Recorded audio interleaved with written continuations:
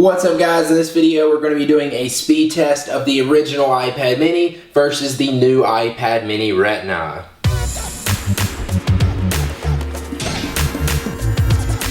The first generation iPad mini is black and on the left, and the iPad mini Retina is white and on the right. Starting off with the display, the first generation iPad mini has a 1024 by 768 resolution at 163 pixels per inch, and the Retina display iPad mini 2 has a resolution of 2048 by 1536 at 326 pixels per inch. Now as far as processors, the original iPad mini has a dual core A5 chip, and the iPad mini Retina has Apple's A7 64-bit chip, plus Apple's M7 motion code processor. I ran the Benchmark 3 app on both iPads, and the iPad mini Retina killed the original iPad mini. It actually performs 5 times better than the original iPad mini according to this benchmark. First thing we're going to do is the boot test. Both iPads are off now. I'm going to hit the power buttons at the exact same time. We're going to turn these on and see which one turns on fastest. 3, 2, 1.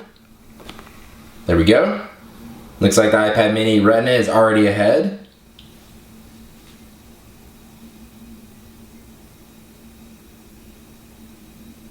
And it looks like it's already turning on here. Maybe. And there it is. It is on the lock screen. Still waiting on the original iPad mini.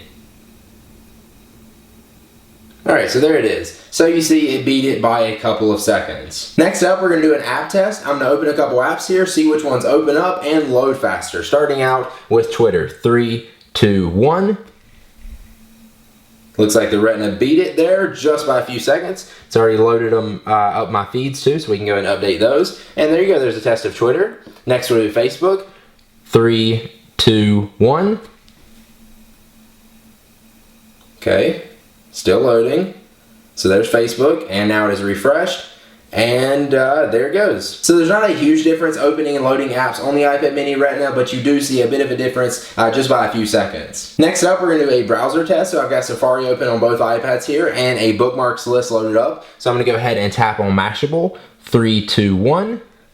So we're going to see which websites actually load faster on which iPad. So there we go. It looks like the iPad mini Retina beat it out by just a little bit. Let's go ahead and try another one. So we'll do 9 to 5 Mac. 3, 2, 1.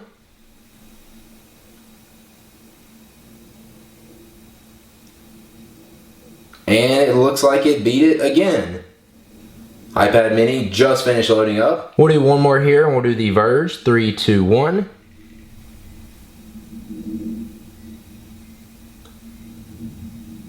Alright, so it looks like the iPad mini Retina is loaded up there, and there goes the iPad mini. So again, the iPad mini Retina proved to be the faster iPad, even when it comes to just browsing the web and loading up websites, but again, it's just a tiny bit faster, something you probably won't notice unless you put the two right beside each other. Next up, we're going to take a look at gaming and graphics. We're going to start with one of my favorite games, Subway Surfers. 3, 2, 1.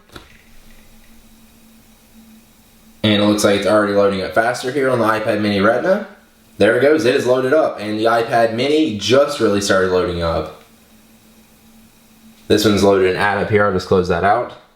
And there we go. Now the iPad mini is finally loaded up. When you're playing Subway Surfers on the iPad mini Retina, the gameplay is just much more smooth. Plus, on the original iPad mini, it actually lags every now and then, and lag in a game like this can actually cause you to lose the game if it lags at the wrong time, because it can make me run into a bus, and I just didn't have that lag on the iPad mini Retina. Next up, we're going to look at Real Racing 3, so I'm going to go ahead and tab to open these up. 3, 2, 1.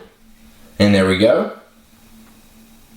Looked for there for a second like the iPad mini was going to beat the Retina, but give it just a second, and there you go. The iPad mini Retina is ahead, just by a little bit, but it is ahead. It's already loading up the little car video there.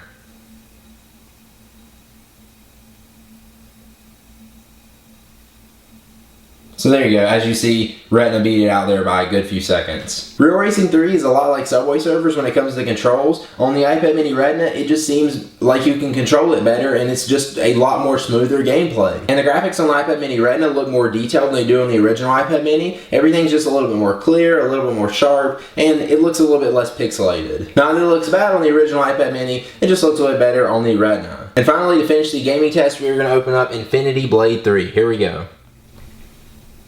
Alright, the Retina is off to a good start. There's the Game Center notification.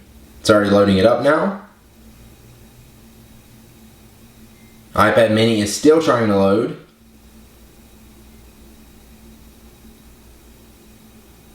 Still trying. Still trying. Oh my god, it's like killing it now.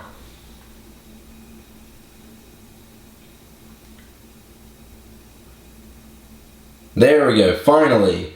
I don't know how many seconds later, but it's finally loaded up. Infinity Blade 3 is a really graphic intensive game. As you've seen, it loads much faster on the Retina version due to those faster and newer processors. But not only that, the graphics also look much better on the Retina display. And one thing I noticed in the cutscenes and stuff is they actually changed up some of the graphics to look better on the Retina display. Like they would blur some of the backgrounds and stuff like that just to make it look better because now they have the power to. I definitely noticed with this game on the original iPad mini, the colors look washed out when you compare it to the Retina. Plus, just like the other games, the iPad mini Retina version looks just more clear, detailed, and just all around better. So there you go, there's my speed test of the original iPad mini versus the iPad mini Retina, iPad mini 2, whatever you want to call it. If you guys enjoyed this video, make sure to click the like button down below, subscribe to my YouTube channel right there so you don't miss any of my future tech videos, and I will see you guys in the next one.